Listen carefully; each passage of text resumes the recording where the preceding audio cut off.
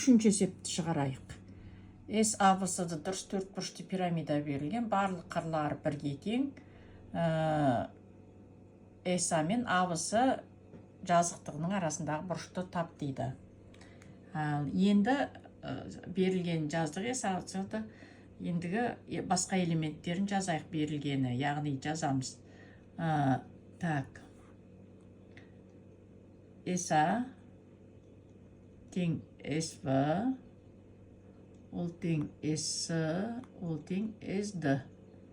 Және табанның қабырғалары АБ тең ВС тең АС, СД тең АД.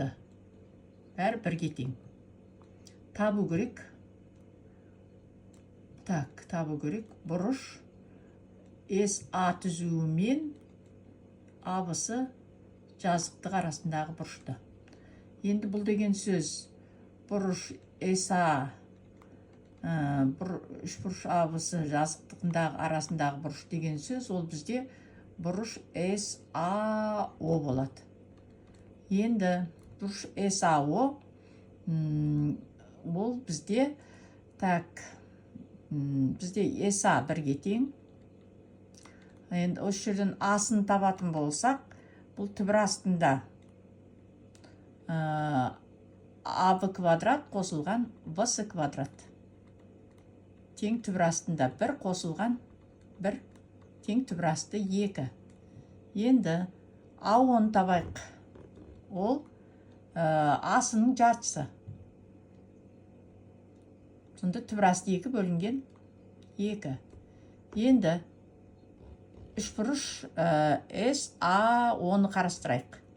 Осы жерден бұл тік бұрышты үшбұрыш. Қарсы жатқан катеттің, іргелес жатқан катеттің косинус САО бұрышы, бұрыш САО, ол тең іргелес жатқан катет АОның САға қатынасы. АО деген бізде түбір асты 2 бөлінген 2. СА деген 1-ге тең. Сонда бұл түбір асты 2 бөлінген 2. Косинус неше градусты? Түбір асты 2 бөлінген 2-ге тең.